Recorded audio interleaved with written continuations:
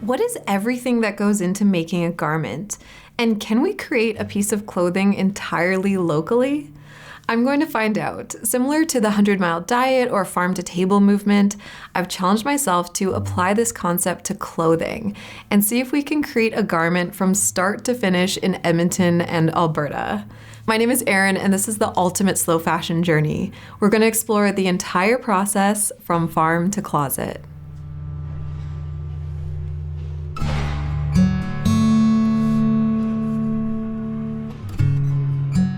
In the last episode, we learned about wool and fiber farming, and now we're going to see how that wool is turned into yarn. Yarn or thread is made by twisting together fibers. And I used to think that the only differences between types of yarn was the kind of fiber used. So if it's made from cotton, acrylic, wool, nylon, mohair, and the thickness or the weight of the yarn. But there is a lot more to it. There are so many different ways to spin and types of yarn for different purposes. And as I learned, many steps involved in processing raw wool into yarn. When the wool is shorn from the sheep, it looks something like this. This is raw wool right off a sheep, and as you can see, it's quite dirty. It's of course from an animal, so especially the outermost part is covered in all kinds of dirt, hay, and farm stuff. And sheep also produce an oil called lanolin, so it feels greasy. But after shearing, a fleece like this would go to a mill for processing. So I took a trip down to Carstairs, Alberta to visit Custom Woolen Mills and see how the raw wool becomes yarn. So it arrives here as raw fleece just shorn from the sheep. Sheep producers and farmers bring it here. We grade it and sort it and either pack it up for storage for use later in the year or take it into the mill where we hand sort it again. And then it goes through our wash system where we use biodegradable plant-based detergent to remove the manure and lanolin and general barnyard dirt. And then we rinse twice with fresh water and spin it out and then dry the wool. It was very interesting to see the washing machinery at the mill because if you have ever shrunk a wool sweater, you know that wool can easily felt together when washed. But they have these machines to clean the wool in a way that doesn't cause too much agitation and just create a big matted mass. I washed just this small handful of wool to see what it was like and was surprised at just how much dirt and debris came off. Look at that difference. After the wool is cleaned, it then gets carded. Carding is a brushing process which uses wire bristles to organize the fibers so the wool goes from clumps like this through many large drums to this. The carded wool can be made into mats for bedding or felting, roving, which is a loose tube of wool for hand spinning or crafting, or they have machinery to split the fibers into strands to make yarn. Now, you can't just use a single strand of wool like this because the fibers can very easily pull apart. The strength of the yarn comes from adding a twist. At Custom Woolen Mills, they have this incredible historic spinning machine which rolls along tracks and uses tension to create the right twist in the strands.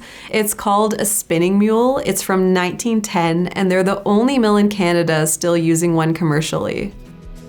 Now, a single spun yarn can be used on its own, but often to create a stronger, more even yarn, 2 or more single spun yarns are twisted together, and this is called ply.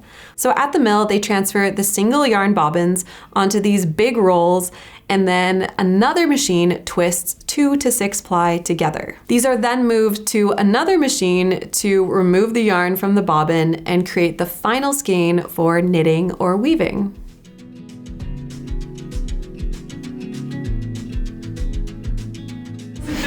Well, twist is literally what makes yarn, because otherwise you just have a bunch of loose fibers that are hanging around. With wool, for example, it has scales, so that's what makes it a little grippy and what will make it felt.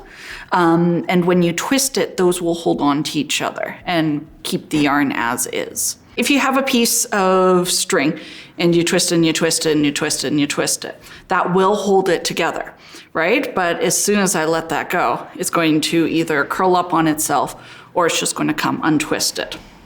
So that's why we ply it. If I twist the two pieces in the same direction, and then I hold them together, they are going to twist around each other, and then I have a balanced piece of yarn that'll stay like that. And when I do that, it also loosens back up the fibers a bit, which gives it that squishiness that we usually want. If you twist it too much, you get like a harder fiber, and you can actually almost get wire with some of them. The level that you ply it back at can also change. Basically, if you have two ply, you have two pieces that are just sitting side by side. So you're basically making a flat product that's twisted, kind of DNA-esque. But if you were to cut a cross-section of it, it'd just be two pieces side by side. If you have three, you end up with more of a round triangle shape, which is why knitters tend to like 3-ply, because less chance of them getting their needle through the different strands. Just like the name says, Custom Woolen Mills does woolen processing and creates woolen yarns. And there are two types of yarn, woolen and worsted. Worsted yarns are where the fibers are as parallel as possible and then twisted. So almost think of like a rope, right? Where everything's going the same direction and it's very strong. Whereas woolen, you purposely almost tangle up the fibers and you draft them so that they're going every which way, which creates lots of air pockets within that yarn. The air is actually the insulator. So, the old-fashioned, you have your woolens, those are your warm things. Now, in general, in the wool industry, everyone wants white wool, and other types of wool or anything besides the lightest white aren't really valued or processed much, which is such a shame because wool can come in this beautiful range of natural colors.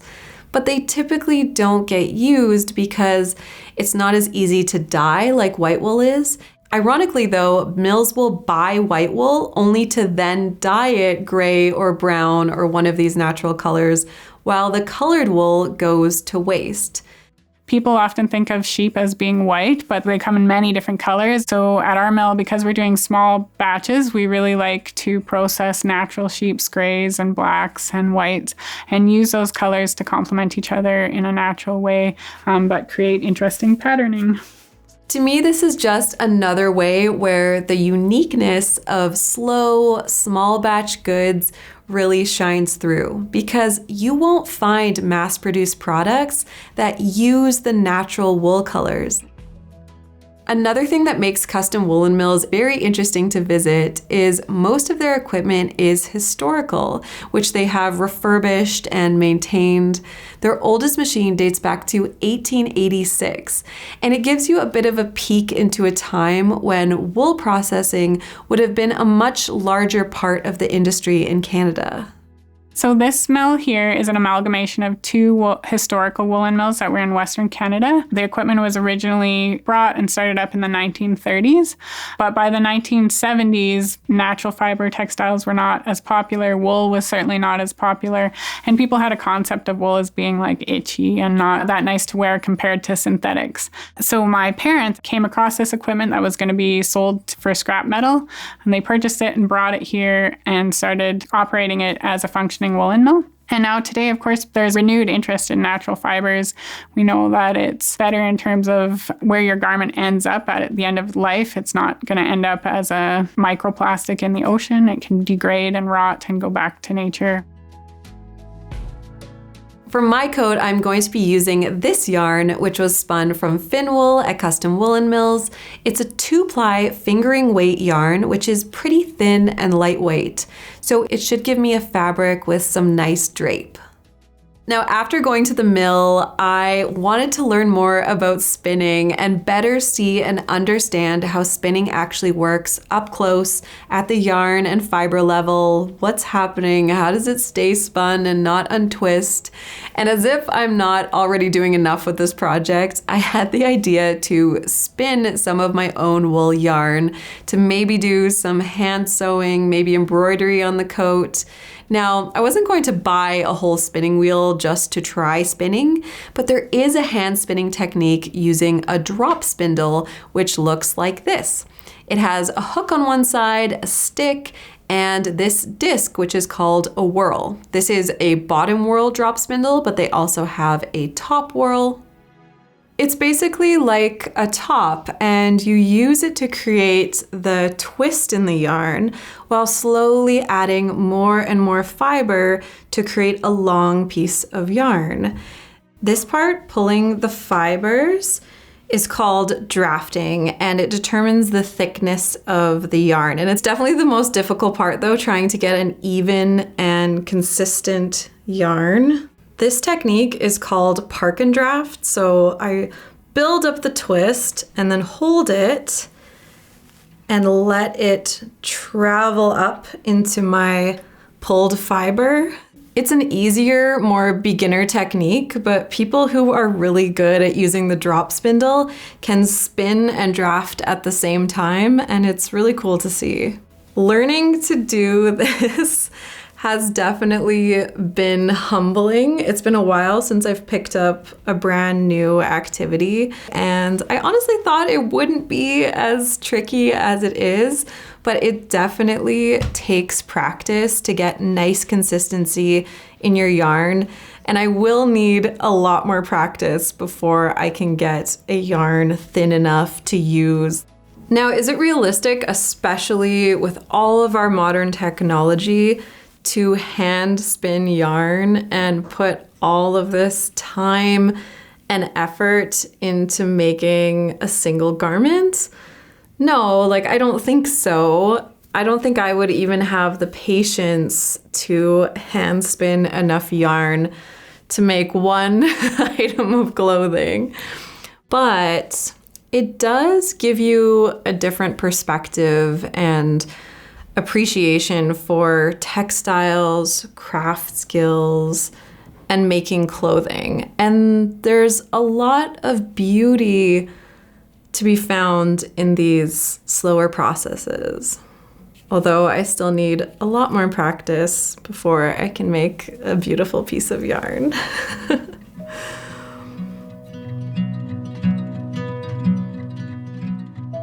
The hardest part of spinning is actually drafting evenly so that you end up with a consistent yarn. Historically, women that could spin fine, even yarn were highly valued for their trade. The reason spinster is a term is because those were the women that actually, in a lot of areas, had legal status, that they didn't have to marry, and they were allowed to own property because they were so good at what they did. And then it became an insult, like nobody wants you and you're old. I'm excited to keep practicing my spinning, and maybe I'll have some yarn I can use for hand sewing or embroidery on the coat. But like with anything, learning a new skill or learning how to make something gives you a different perspective on it.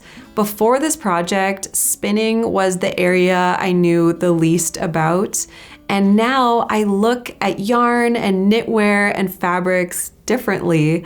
And the more you understand how they're made, it also helps you more easily spot differences between good and poor quality clothing and textiles. So I have a bunch of white yarn to weave the coat fabric from, but if you recall in my design, there are some yellow stripes in it. So the next stage will be to naturally dye some of the yarn.